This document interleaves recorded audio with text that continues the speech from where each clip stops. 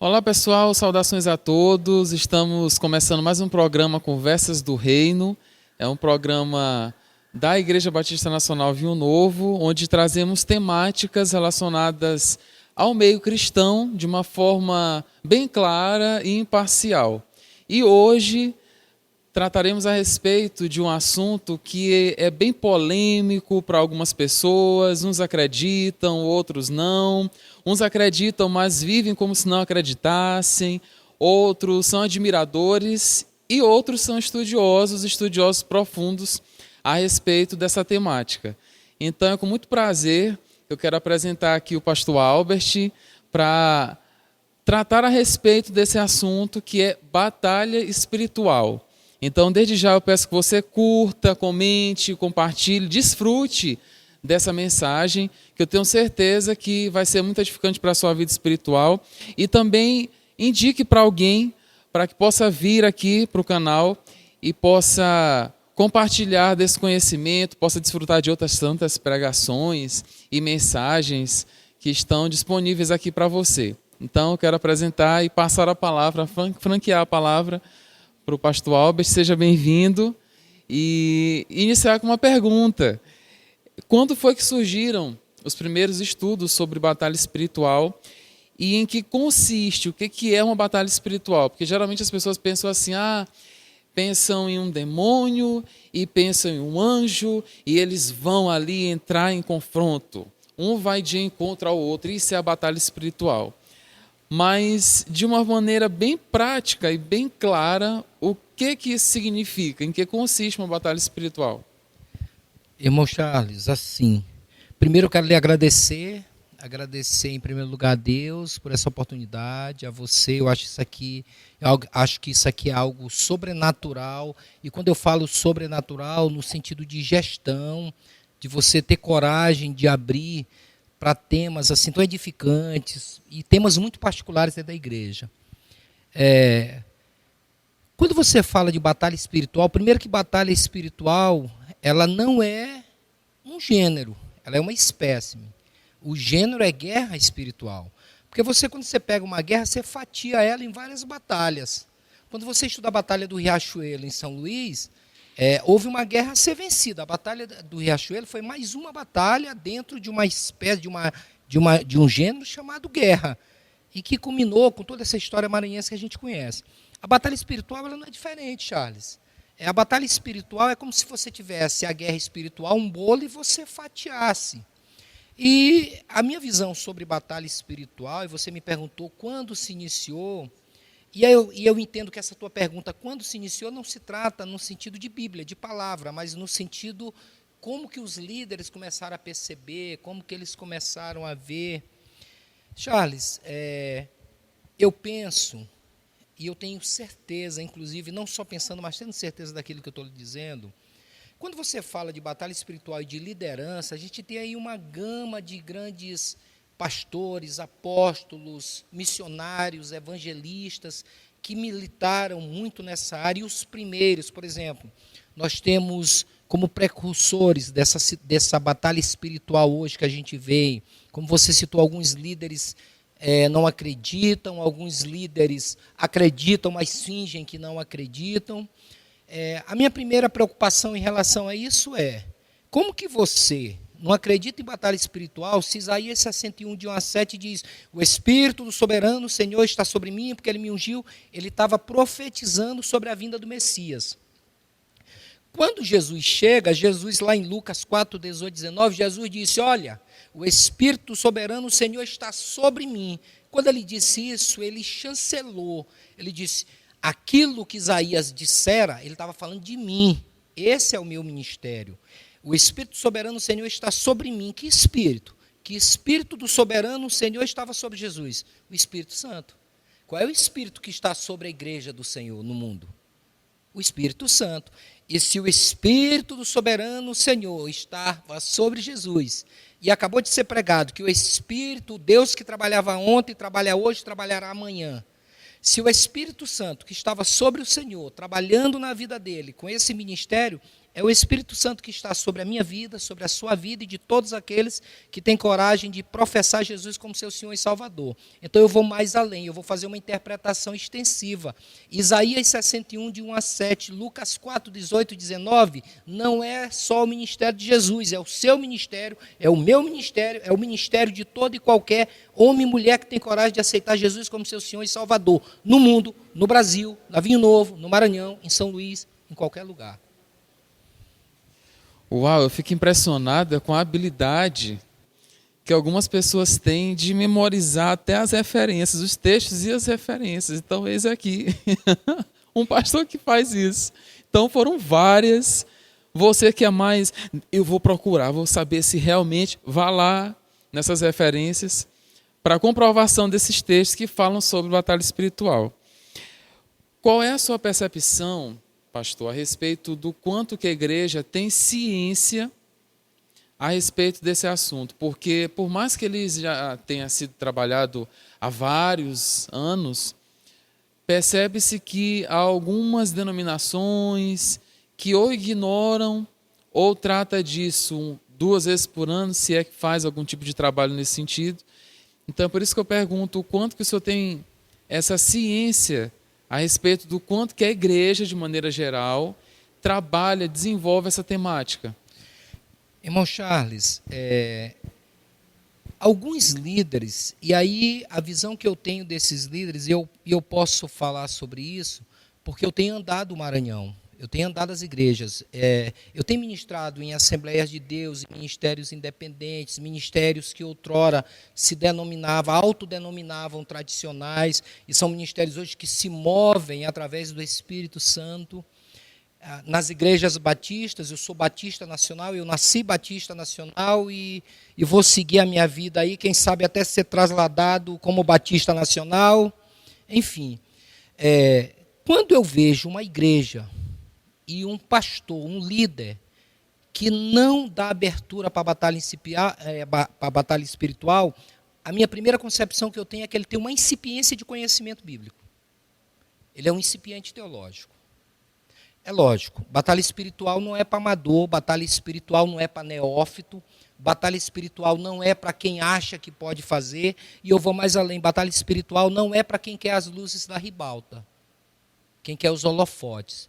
Batalha espiritual primeiro, quando você fala de libertação e cura interior, e aí eu até entendo alguns líderes, porque muito tempo se misturou, confundiu-se, por exemplo, cura interior com regressão, com hipnose, e há uma diferenciação, e eu sei que mais tarde eu vou chegar nesse tópico, mas eu vejo alguns líderes que precisam amadurecer, crescer, alguns líderes que é mais ou menos assim, eu não vou deixar que ministre sobre ataques sexuais, sobre entidades que trabalham na área sexual.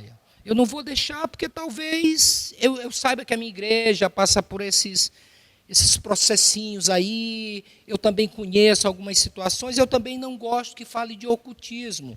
Eu não vou deixar que fale de ocultismo, porque talvez na minha igreja eu gosto das manipulações.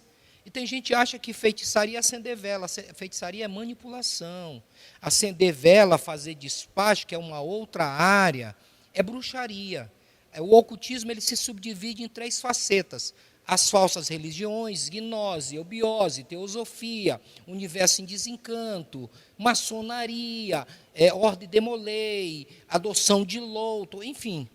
Se eu for elencar aqui para você, eu vou te elencar 100 falsas religiões. O ocultismo, além das falsas religiões, ele tem uma vertente que é a vertente da manipulação. Você quer aprender sobre feitiçaria, igreja, sobre manifestação, de espírito de manipulação, você estuda sobre Jezabel, sobre o esquema Jezabel no Velho Testamento, Acabe, Elias, Jezabel, e no Novo Testamento, com Herodes, Herodias e João Batista, o Elias do Novo Testamento. Então eu te aconselho, você quer estudar e aprender sobre manipulação, feitiço, você estuda sobre Jezabel nessas 2 referências, são os melhores. Você quer aprender sobre batalha espiritual, você lê e estuda Efésios. Você quer aprender sobre conquista de território, você estuda Josué, que você vai aprender tudo sobre batalha espiritual em conquista de território ali no livro. O que acontece é que alguns pastores, eles acreditam, eles sabem, mas eles fingem não conhecer e não acreditar. Porque, Charles, Se eu abro para alguém pregar sobre batalha espiritual, eu vou, de certa forma, expor a igreja. Eu vou expor a igreja que eu pastoreio e que eu administro. E aí eu quero parabenizar os pastores, os bispos, os apóstolos que têm coragem de falar de batalha espiritual, de falar sobre conquista de território, de falar sobre mover do Espírito Santo, sobre ato profético. Porque quando esses líderes, esses pastores, esses bispos, esses apóstolos, eles fazem isso, de certa forma eles escancaram a igreja que eles próprios pastoreiam. E eu acho que só quem escancara aquilo que você tem a chave do cofre, é porque no teu cofre tem coisa boa, porque você não tem nada para esconder. Então eu vejo que esses líderes que fingem não conhecer, e que talvez nem conheçam mesmo, e que não dão abertura para esse ministério, que é um ministério tremendo, como eu falei quando eu respondi o seu primeiro questionamento, é o teu ministério, é o meu, é o ministério de todo mundo, é o ministério do Senhor, o Espírito Soberano está sobre mim, Ele me ungiu para trazer libertação aos pobres, apregoar o ano aceitável do Senhor, o dia da vingança do nosso Deus. E quando você faz isso, você não está fazendo mais do que a tua missão. É a tua missão enquanto homem de Deus e mulher de Deus. E então eu vejo esses líderes como alguém que se acovarda. Acovarda na sua pequenez teológica, na sua incipiência de conhecimento teológico e sobre guerra espiritual. Enfim, essa é a visão que eu tenho para aqueles que fingem não conhecê-la. Biblicamente, eu sei que o senhor já citou algumas referências, mas aquelas que lhe chamam mais atenção e que são fundamentações para esse tema. E como é que se desenvolve? Porque eu falei no início aquela briga que alguns pensam, quando falam em batalha espiritual, é o anjo ou o demônio. Um anjo do bem, anjo do mal, e começa aquele embate, quase assim um desenho animado, só que um pouco mais sofisticado. Como é que se desenvolve uma batalha espiritual? O início, meio e fim. Isso tem a ver com a intensidade da oração. Quanto mais alto, mais o demônio se afasta. Tem alguma relação? Tem alguma relação entre como a pessoa está vivendo, em relação às brechas, que também é uma palavra que, quando se trata desse tema, aparece bastante. Brechas, uma oportunidade, repreender. Daqui a pouco eu vou para outra linha, que é a questão da cura, da libertação. O que tem a ver com batalha espiritual?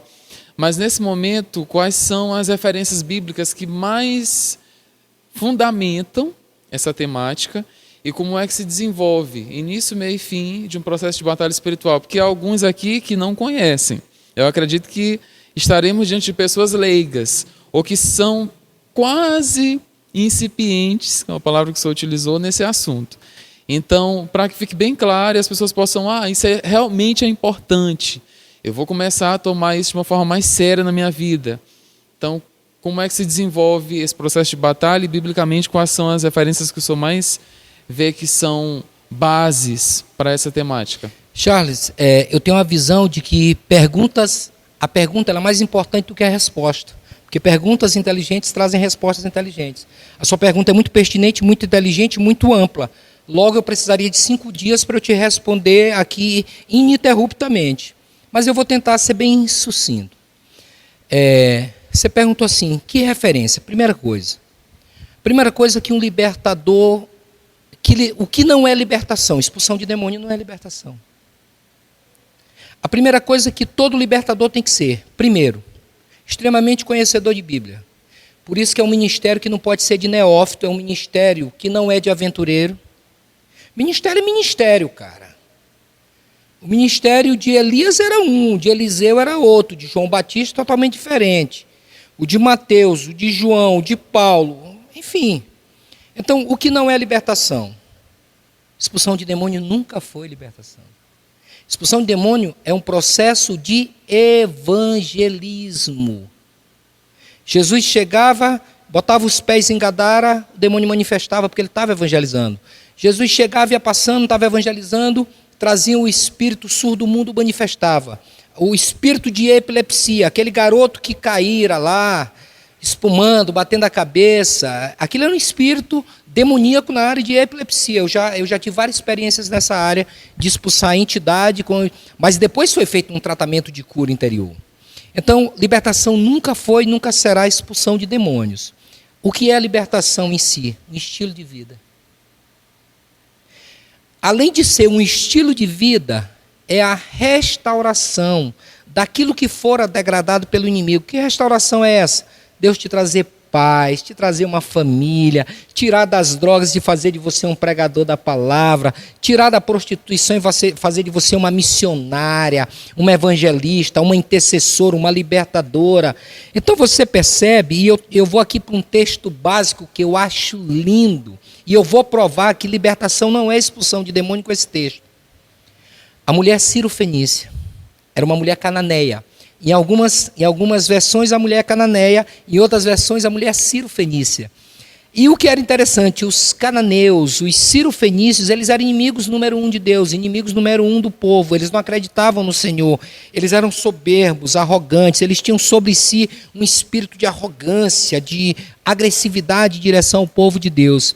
Aquela mulher chegou próximo a Jesus e disse: Senhor, a minha filha está terrivelmente endemoniada. Senhor, ajuda-me. Aí Jesus vira e diz, como todo mundo conhece o texto: olha, eu não vim senão para as ovelhas de Israel. Eu não tenho nada a ver contigo. Ela: Senhor, Senhor. Primeira coisa, ela foi chamando Jesus de Senhor. Os discípulos imaturos: Senhor, despede-a. Ela está envergonhando, está vindo escândalo. E o Senhor continua, ela adorando, adorando, e o Senhor dizia: olha, os pães que caem das mesas dos donos é para os cachorrinhos, é para os seus. Ela vira e diz: mas até os cachorrinhos comem das migalhas que caem da mesa dos seus donos. Eu imagino que quando ela disse isso, Jesus disse: uau! Até que enfim alguém entendeu que é libertação aqui. Alguém entendeu aqui agora que eu estou o tempo todo mapeando essa moça, essa filha, e quebrando esse espírito de orgulho. Ela se humilhou, ela se humilhou, ela se humilhou. E Jesus foi quebrando o espírito dos cananeus. Ele foi quebrando o espírito do orgulho que vinha sobre a geração daquela mulher que repousava sobre ela. Quando você chega no final do texto, a Bíblia diz, a filha em nenhum momento aparece. É isso que o texto diz. Mas a Bíblia diz, quando ela disse assim: Senhor, ela adorou, a Bíblia diz que ela adorou, Senhor, mas até os cachorros comem das migalhas que caem da mesa dos seus senhores. Ela disse assim: Jesus, os meus ancestrais erraram, os meus ancestrais não queriam saber de ti, mas eu quero te dizer que eu te aceito como meu Senhor e Salvador. Você não era Senhor deles, meu você é Senhor, e você sendo meu Senhor, Jesus, eu aceito as tuas migalhas, porque as tuas migalhas, ainda que sejam migalhas, é tudo que eu preciso. E a Bíblia diz que naquele momento a filha ficou liberta. Cadê a expulsão do demônio? Cadê a imposição das mãos? Cadê a unção com óleo? Jesus é especialista e com uma cajadada só mata 2. Ele matou 2 coelhos com uma porrada só. Ele quebrou o espírito de orgulho dos cananeus e ao mesmo tempo mostrou que libertação não é expulsão de demônios, porque automaticamente quando o espírito geracional foi quebrado da mãe, a filha foi liberta. Havia uma geração, os seus filhos serão a sua geração, os seus filhos serão adoradores, os seus filhos você vai ver eles pregando, adorando, cantando, atendendo seus cultis, e aí vão dizer: de onde veio? Veio lá do pai, vem lá de trás, olha a árvore, olha a corrente, olha a linhagem. Então, Charles, eu poderia te citar várias passagens, uma das passagens mais lindas que eu vejo e prova, como você está vendo, que libertação não é expulsão de demônios. Um libertador tem que ser, acima de tudo, alguém que conhece muita palavra. O libertador, a libertadora, aí eu não estou desmotivando ninguém aqui. Eu estou querendo dizer o seguinte: vá, siga, se você tem esse ministério, busque. Mas eu quero lhe dizer uma coisa: eu não estou falando de algo que eu li, eu não estou falando de algo que eu ouvi dizer, eu estou falando de algo que veio nas minhas mãos. Eu tenho 16 anos na área. A semana passada eu fui dar uma organizada na minha biblioteca. Eu já doei mais de 50 livros de batalha espiritual e eu ainda tenho mais de 250. Eu li mais de 300 livros de batalha espiritual. Eu tenho centenas de seminários, eu tenho mais de 1000 atendimentos individuais. Eu não ouvi dizer. Ninguém aprende batalha espiritual lendo livro. Você aprende batalha espiritual na prática. Existem entidades, por exemplo, eu já me embati com a entidade no seminário, que quando eu disse para impor as mãos, na minha pequenez enquanto pastor, Deus disse: sopra. eu soprei, a entidade saiu. Já teve seminário que quando eu quis chegar para impor as mãos e ungir com óleo, o Senhor disse, não, diz para a igreja adorar, para a igreja cantar, para a igreja pular, para a igreja me adorar que a entidade vai sair. Quando eu disse isso, que a igreja começou, e eu quero aqui fazer uma homenagem ao pastor Celso, a igreja começou aquele louvor que diz assim, em adoração eu me rendo a ti. Assim como eu nunca vi ninguém adorar melhor do que o pastor Celso essa canção, eu também nunca vi ninguém adorar tão bem como você faz naquele louvor que diz assim, tu és Senhor e Rei, governas sobre o universo. Quando a igreja começou a dizer, em adoração, a entidade saiu. Então você visualiza que não é pela imposição de mãos, não é pela expulsão do demônio, mas é pela estratégia. Você aprende batalha espiritual, libertação, cura interior, cura através de espíritos de entidades que trabalham nessa área, nós vamos chegar lá como você disse. Então você faz isso ouvindo a revelação. E você vai ouvindo, você vai aprendendo e chega um momento que aquilo se torna uma prática. Lembra? Excelência não é um ato, excelência é um hábito. Quais são essas principais distorções? Esses extremos, mitos, exageros, isso, com relação à batalha espiritual? O que é que o senhor vê aí que gera muita confusão, que tem muita mentira relacionado ao tema, que gera nas pessoas aquela resistência, não quero saber sobre isso, ou isso é algo, é uma utopia. As pessoas têm um tipo de defesa, querem se manter nessa posição de ignorância porque ouviram em algum lugar, porque há pessoas que levam o ministério de uma maneira séria, com comprometimento, e estudam a palavra mesmo, e se permitem praticar, e ter um estilo de vida coerente, e ter pessoas que não. Elas vão assim no ímpeto, na emoção, ou elas fazem algum tipo de curso, ou aprendem técnicas para mexer com o emocional das pessoas, ou até mesmo tramam para poder gerar situações em que os outros vão pensar que é verdade, como na verdade é tudo uma farsa. Então, nesse contexto, quais são, dentro da sua experiência, que o senhor já viu com certeza, que são muitos anos, e experiências com isso, casos, essas distorções, quais são essas principais distorções, confusões relacionadas a isso? Primeiro, todo libertador é um baita de um pregador. Conhece muito palavra. O libertador, o cara que tem um ministério, ele prega 2 horas, 3 horas, 4 horas seguidas, ele prega em qualquer área. Entendeu? A primeira característica de um libertador, você bate o olho nele, ele é pregador da palavra. Segunda característica de um libertador, é um cara que não age por emoção. É geralmente muito frio, eu sou muito frio quando eu estou lidando com uma ministração. Eu nunca ajo por emoção. Eu nunca sou afoito, eu nunca coloco o pé de vez. Geralmente eu fico na beira mesmo do mar vermelho esperando ele se abrir. Eu espero a palavra, eu espero a revelação, para daí eu começar a agir. Distorção. Primeira coisa que acontece, uma distorção que eu tenho visto muito, que é muito grave, é a aparência de uma espiritualidade, uma pseudo-espiritualidade, é só uma aparência. Eu começo logo a orar em línguas, a gritar, orar em línguas, sapatear. 2 coisas. Eu não sei ser libertador e eu não sei o que significa um dom espiritual. Mas isso é um papo para um outro momento, sobre dom espiritual, que eu também milito na área, gosto muito e pesquiso muito sobre isso. Uma outra distorção,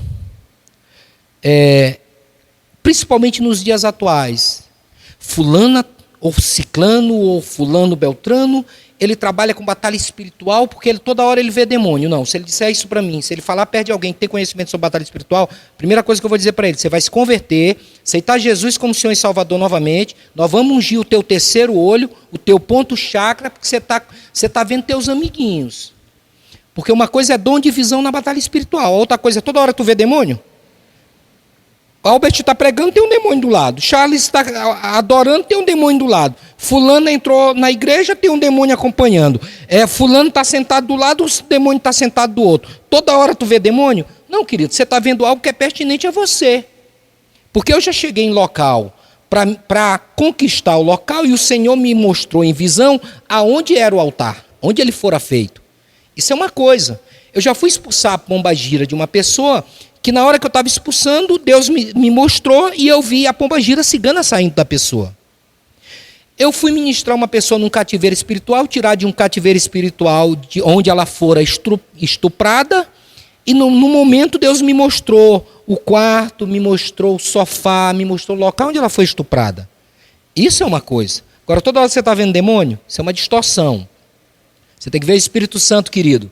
Você tem que ver o povo caindo cheio do Espírito Santo. Mas nós passamos por essas imaturidades. Porque quando eu comecei o ministério, eu achava o máximo eu pregar o seminário e cair 30, 40, 50 endemoniados. Só que você vai amadurecendo com o tempo.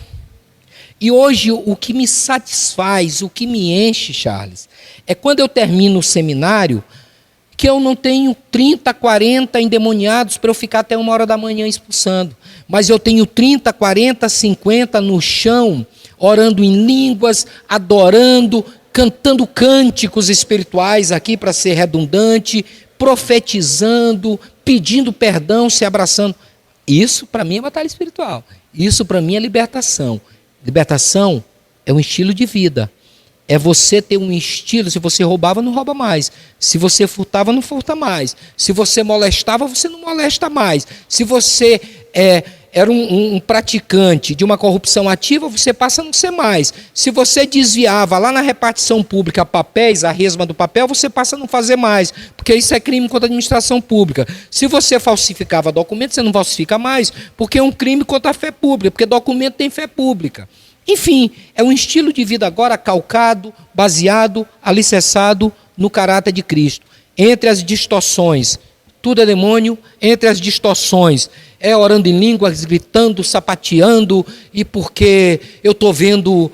eu vou contar uma história bem rápida de uma profetisa que estava andando no Maranhão todinho, e essa mulher era uma mulher de Deus, tinha pastor que tomava benção a ela. E quando ela foi atendida por mim aqui na Vinho Novo, numa sala que tem aqui, que era a sala de atendimento. E eu estava sentado, ela chegou. Quando ela chegou, a primeira coisa que ela disse para mim foi: eu estou vendo uma coroa na sua cabeça. Quando ela disse isso, eu disse: talvez ela tenha dom de visão, porque realmente Deus me deu uma coroa, a coroa da vida, da vitória. Enfim, eu tenho essa coroa. Até porque a Bíblia diz que eu sou coroa da criação, você é coroa da criação. Aí ela continuou, e o Espírito Santo, eu discernindo, e ela virou e disse: olha, estou vendo vários colares, vários anéis de ouro, várias pulseiras nas suas mãos. O meu Senhor manda eu te dizer. Quando ela disse assim, o meu Senhor manda eu te dizer, eu dei um tapa na mesa e disse assim, apontei o dedo e disse: que Senhor? Quando eu disse que Senhor, ela caiu endemoniada.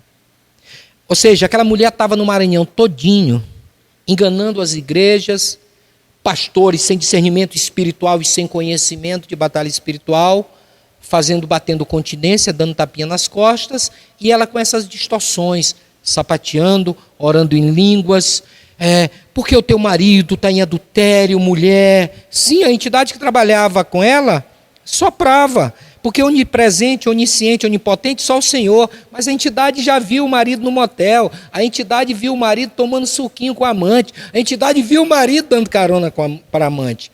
Então isso não é revelação, isso é sopração. Então assim, Charles, muitas distorções. Como eu dissera para você, eu teria muitas mais para te citar, mas entre as mais perigosas, essa falsa moralidade espiritual, esse pseudo-espiritualismo muito exacerbado, essa falsa adivinhação, que é uma falsa religião, porque isso vai induzindo as pessoas. Eu conheço até o palavreado. Eu estudei, mapeei até o palavreado. Olha, você está passando por muita luta. Quem é que não passa por luta no mundo? No mundo tereis aflição, é bíblico. No mundo tereis aflição, tem de bom ânimo. Eu venci, você vai vencer. E eu percebo que começa na dor. Até as estratégias de marketing é assim.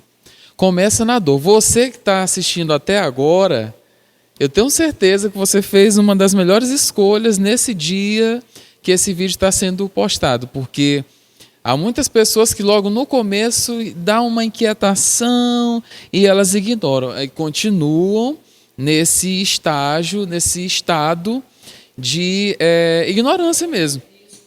Elas vivem com base no emocional, tem que mexer com o emocional. E eu percebo que começa aí, na dor, na necessidade, e a pessoa se identifica e ela vai. Exemplo, eu já até falei sobre isso em algumas pregações. Muitas pessoas gostam quando tem aquele: ei, você aí na terceira fila, de camisa azul, levante-se. Esse que te digo. E aí começa: o seu CPF é tal, tal, tal, tal, tal, tal, tal. É como você está falando. Então, tem uma relação. Não tem onipresença. Satanás, ali os anjos não têm essa onipresença. Agora, eles são organizados. Eles são organizados. E nessa organização, eles geram a bagunça que está hoje em muitas igrejas.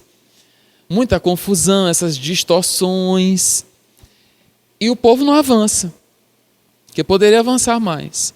Só que há falta de conhecimento. E as portas ficam fechadas para esse tipo de mensagem. Porque não querem incomodar, não querem tocar na ferida das pessoas, nessa intenção de cura, de restauração, e eu já entro agora nesse assunto. Libertação, cura interior, batalha espiritual. Qual é a relação entre esses assuntos? Há uma linha tênue entre eles. Geralmente quem trabalha com os dois ou não. Pela sua experiência e pela própria abordagem, porque o tema central aqui é de batalha espiritual. Sim. Qual é a relação desse tema com libertação, que já foi falado que tem sim, mas de sendo mais específico, e com cura interior? Charles, como eu dissera anteriormente, libertação, nós temos a batalha espiritual, nós temos a guerra espiritual. A batalha espiritual é uma fatia desse bolo, é uma espécie desse gênero. E dentro dessa batalha espiritual, uma das batalhas, um dos ramos da batalha espiritual é a libertação. E a cura interior, ela vem junto. Quem trabalha com libertação, trabalha com cura interior. Quem não sabe fazer cura interior não é libertador. Assim como quem diz: olha, eu trabalho, eu faço libertação, e aí eu volto para a distorção. O cara expulsa demônio, mas ele não sabe tratar sobre o abuso sexual. Ele não sabe fazer a cura interior. Ele não sabe levar Jesus até o coração daquele que foi magoado, que foi... Não conhece. Ele não conhece o processo. Sabe por que ele não conhece? Porque aqui eu te provo mais uma vez, e para todos que estão nos ouvindo, expulsão de demônio não é libertação. Porque o libertador, ele sabe exatamente como fazer, porque existe um nexo entre libertação e cura interior. Você nunca, por exemplo... Você nunca tira alguém de um cativeiro espiritual sem que você faça cura interior. Como que eu faço o atendimento? Eu vou já falar sobre atendimento e por que cura interior gera tanta polêmica. Toda vez que eu atendo uma pessoa, que eu vou voltar a atender em 2022, 2020, 2021 não, e eu vou já justificar e aproveitar para abrir os olhos de alguns líderes, e eu não estou falando só de vinho novo, não estou nem falando de vinho novo. Nós temos isso aqui, circula o mundo, roda o mundo. Nós estamos falando de batalha espiritual no geral. Isso aqui é da igreja do Brasil, do mundo. Eu fazia, por exemplo, a quebra do cativeiro, tirava a pessoa daquele cativeiro, Jesus tirava, libertava, mas aí ficavam as sequelas emocionais. Porque você não passa por pedrinhas e sai do mesmo modo que você entrou.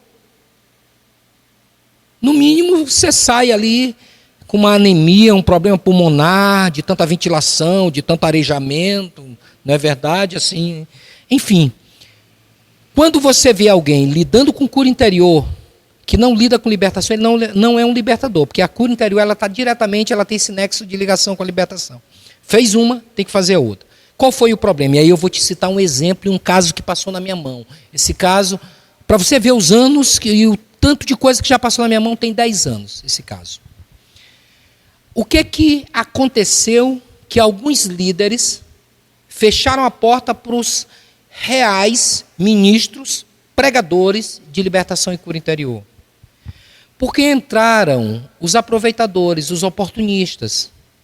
Acharam bonito, e aí tem que ter cuidado. Porque acharam bonito, olha, agora eu vou militar nessa área. Porque, querido, Charles, você já viu ortopedista operar úlcera gástrica? Não.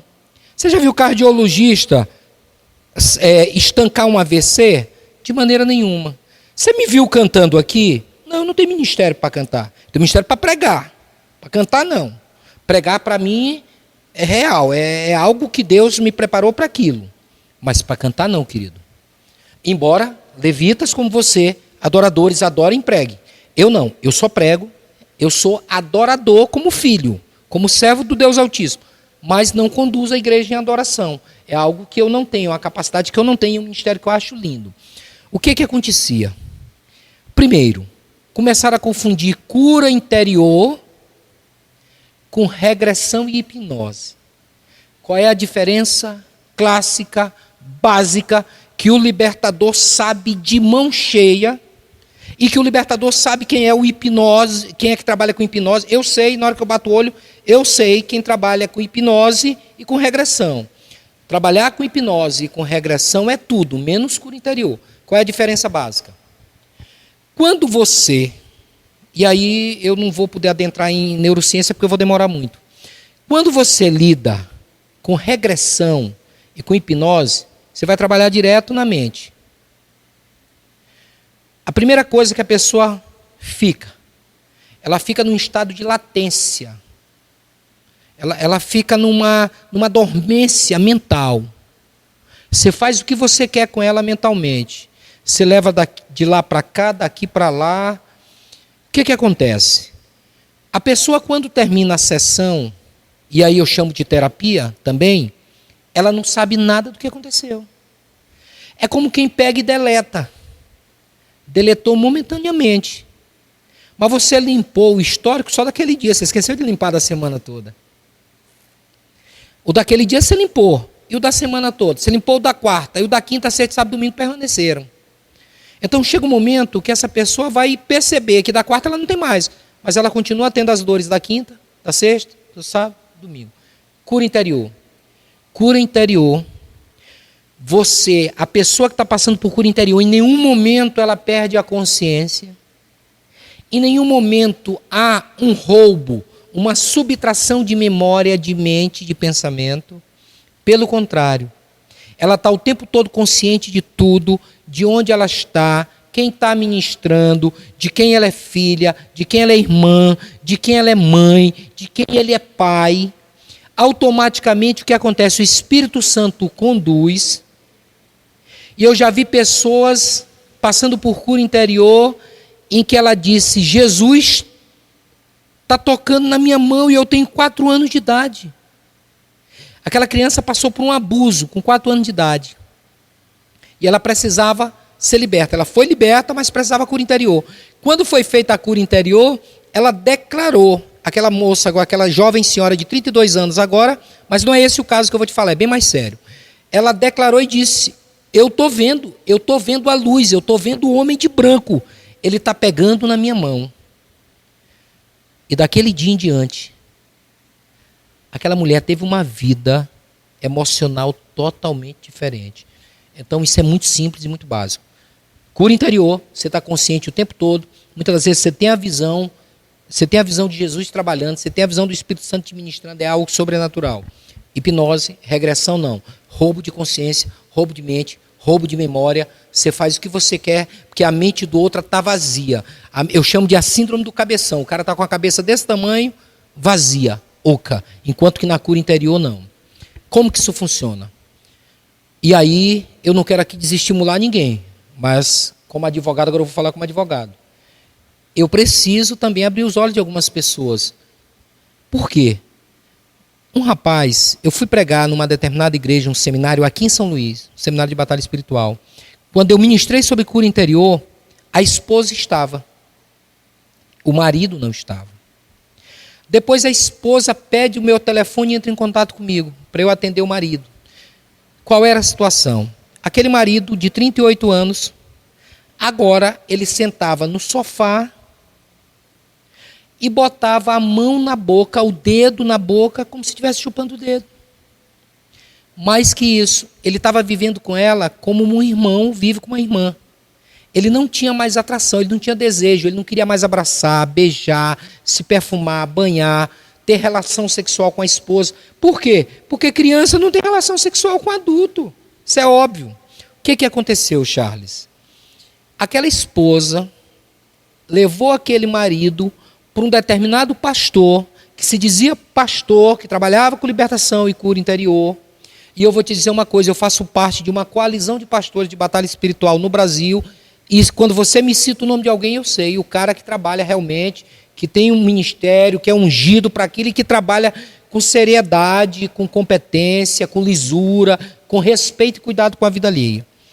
O que aconteceu com esse pastor? Ele foi atender esse rapaz, esse pastor, e aí ele exerce uma profissão, e eu não estou aqui denegrindo profissão nenhuma, mas esse pastor é um psicólogo. Não estou dizendo que o pastor não pode ser psicólogo, pelo contrário, eu defendo que o pastor pode ser psicólogo mesmo. Tanto é que eu fiz uma especialização em neurociência. Você tem que aliar, você tem que juntar, você tem que coadunar as coisas. Então esse pastor, psicólogo, esse marido dando muito trabalho, essa esposa, confiando nesse pastor, levou esse marido para ser atendido. O que ele fez? Ele fez uma regressão. Ele hipnotizou o rapaz e levou para uma regressão. Ele mexeu na mente, no emocional do rapaz e levou ele para 4, 5 anos de idade. A idade que ele ainda chupava dedo. E agora aquele marido não era mais marido, era uma criança sendo cuidado pela esposa, que ele deveria ser o marido da esposa. Eu atendi aquele rapaz durante 3 meses. Um atendimento por semana. Logo, 3 vezes 4, 12 atendimentos de libertação e cura interior. E aí nós temos que ter cuidado. E quando ele estava passando pela cura interior, esse rapaz, eu tenho inclusive autorização dele para no dia que eu quiser expor num livro, colocar nome, colocar tudo, eu tenho essa autorização. Aquele rapaz, no momento da cura interior, quando eu terminei de fazer o trabalho, que Deus foi quem fez, eu só fui o canal para ser usado aqui, aquele rapaz, ele relatou tudo o que aconteceu. Ele disse, pastor, eu vi tudo, cada palavra sua, cada oração, cada gesto.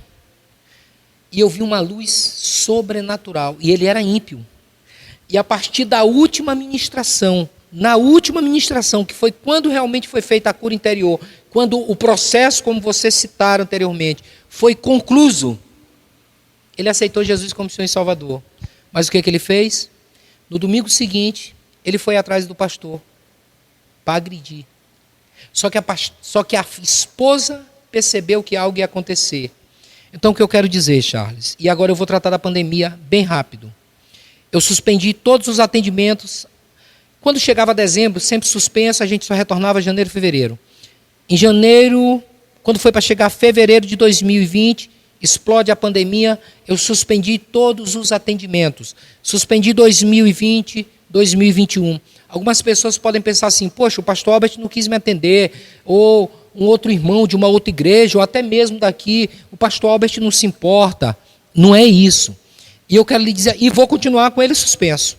Enquanto eu não tiver segurança e eu não receber uma palavra de Deus, porque, Charles, a gente vai atender alguém, a gente vai tocar na pessoa, a pessoa pode passar mal, cair, chorar, a gente vai levantar, dar um copo com água, usar um lenço, ungir com o óleo de unção, você vai tocar nessa pessoa. No início de 2021, e eu sou, inclusive, um dos advogados desse processo, um pastor, que é muito meu amigo, e ele faz atendimento de casais. E ele conversando comigo, ele disse, Albert, como estão os atendimentos de batalha espiritual, que eu inclusive já atendi algumas ovelhas dele, várias ovelhas, eu já atendi mais de 30 ovelhas dele. Eu disse o seguinte, fulano, eu suspendi. Ele disse, Albert, eu estou atendendo. Eu virei e disse, não faça isso, você vai ter problema uma hora. O que aconteceu, Charles? Bem rápido. Uma esposa sempre ia com o esposo, que é ímpio, ela crente. Nesse dia ele não foi, o cara cismou que não ia, mas ela foi para manter o tratamento. Ele atendeu, numa boa. A moça sai de lá, começou a apresentar os sintomas da Covid. O que o marido fez? O marido registrou um BO, e aquele pastor está passando por um processo. E pasmem, eu tenho possessória de 2014, que nunca foi marcada audiência de instrução e julgamento. No processo de 2021, a audiência dele já está marcada para fevereiro de 2022. E por que eu sei? Primeiro porque ele é amigo, porque ele aconselha comigo, porque eu fui a primeira pessoa que ele conversou sobre isso, ele dizendo, Albert, Deus te usou para me dizer, eu estou inocente, eu fiz teste, eu estou limpo. Inclusive, quem está acompanhando o processo é um sobrinho dele, advogado. Eu disse, estou sem tempo, não vou acompanhar, mas eu vou fazer a audiência. Na audiência de julgamento eu serei o advogado, o sobrinho está acompanhando. E nós anexamos exame, dando negativo, que ele não teve Covid, que ele não está tendo, que ele não... Mas, enfim, é um exemplo. Por quê? Porque, às vezes, Charles, você está atendendo o esposo e a mulher é ímpia. Ou o pai não gosta. Apareceu o sintoma, ela teve uma Covid, foi uma Covid leve, mas o inimigo foi lá na mente do marido, foi lá no coração dele, e agora um líder está respondendo um processo. É uma injustiça. Então, nós temos que lidar com muita responsabilidade. Cura interior é um nexo é uma linha muito tênue, muito fina, entre você realmente conduzir aquela vida para Jesus ou você fazer uma besteira muito grande. Por isso que você precisa ter muito conhecimento. Porque se você brincar, você comete o erro que aquele pastor que ia sendo agredido ia, quando ele provocou uma regressão. Você comete o erro de magoar mais ainda, ferir mais ainda. Eu até uso uma expressão dura. Você revitimiza quem já foi vítima. É impressionante isso. E para finalizar, quais são algumas indicações literárias que você pode dar de autores para que quem está nos assistindo possa ir mais fundo nessa temática? E quais são suas palavras finais dando orientações para que as pessoas busquem nas fontes certas? Sim. Mais conhecimento a respeito disso. Charles, eu tenho assim uma literatura fantástica que para mim é tudo que você precisa, entendeu? Para mim é o maior e melhor autor e a melhor literatura que tem. A literatura é a Bíblia e o autor é Jesus. Esses são os melhores. Livros de batalha espiritual é como livro de biologia. Eu lembro quando eu fazia ensino médio, eu gostava muito da Sônia Lopes. Eu achava ela muito inteligente e ela diagramava muito. Eu gosto muito de diagrama, de memorização. Eu gosto muito de mapa mental, eu gosto muito de mente. Se eu ainda tivesse idade, não tenho mais tempo para isso. Eu tenho outros projetos, eu iria fazer medicina, fazer neuropsiquiatria. Mas tinha gente que gostava do Amabis, eu não gostava do Amabis. Enquanto professor de física, eu amava um livro de física que para mim era o melhor, chamado Física Clássica. Os professores de São Luís odiavam, porque eles só conheciam o Bongiorno.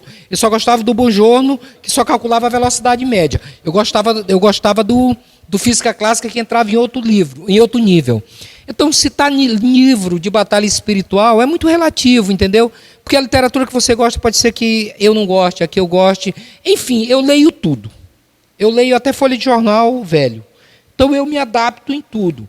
Mas, por exemplo, a doutora Neuza Tioca, hoje já não milita mais na área, até em função da idade, você conhece bem. Carlos Anacondia, um argentino fantástico. Rony Chaves, Peter Wagner, Doris Wagner. Então, são alguns autores. Ana Mendes Ferrell, então, embora me tendo os pezinhos pelas mãos, mas você tem que filtrar o que é bom, ela tem muita coisa boa. Andou aí se achando meio Deus, mas ela retornou o caminho, Deus deu uma ajustada nela, ela retomou a caminhada e retomou muito bem. Enfim, muita gente boa aí, depende muito do tipo de literatura, depende muito do que você queira ouvir. Por exemplo, eu pretendo em 2022 lançar o material, mas eu não vou lançar enquanto livro. Por que eu não vou lançar enquanto livro? Porque eu quero que todo mundo tenha acesso. A intenção não é lucro, a intenção é o acesso, é o espalhar daquilo que Deus deu e eu praticamente de graça entregar. Não vou entregar de graça no sentido de que eu vou ter que gastar com a gráfica, mas eu pretendo fazer em versículos. Por exemplo, vai ter versículo que vai tratar de cativeiro espiritual, vai ter versículo que vai tratar de reeducação sexual, vai ter versículo que vai tratar sobre o homossexualismo, vai ter versículo que vai tratar sobre o ocultismo, sobre espiritismo kardecista, gnose, eubiose, enfim. Eu pretendo lançar fascículos, curtos, bem como se fossem sinopses, que é fácil de memorizar, rápido para memorizar, com as referências bíblicas para que a pessoa faça a remissão entre o que ela leu e o que tem na Bíblia. Mas de antemão, Charles, em primeiro lugar, você que está aí, você que quer trabalhar com batalha espiritual, deixa eu te dizer uma coisa, faça. Eu não estou aqui lhe desanimando, eu não estou aqui dizendo para você não fazer. A única coisa que eu lhe digo esse ministério não é um ministério para neófito. Você é um novo convertido, vai estudar mais, encosta em alguém que saiba, que você possa acompanhar, que você possa ver, com maturidade, com responsabilidade, vida de unção, vida de jejum, meditação na palavra, oração, adoração. Nós somos um país de órfãos. E eu digo isso com muita sinceridade e com muito conhecimento nesse sentido. Por quê? Porque nós somos um tripé que uniu o catolicismo muçulmano português, a pagelância indígena e a quimbanderia vinda dos orixás da África. Então você percebe que a igreja do Brasil, e eu não estou falando de levita não, pode alguém pensar assim, ele está falando dos levitas da Vinho Novo, ele está falando dos levitas da Assembleia de Deus Sião, ele está falando dos levitas da... Não, eu estou falando da igreja. A igreja não adora, a igreja canta, mas para adorar é uma dificuldade. Você sabe por quê? Porque só quem adora é filho, órfão não adora.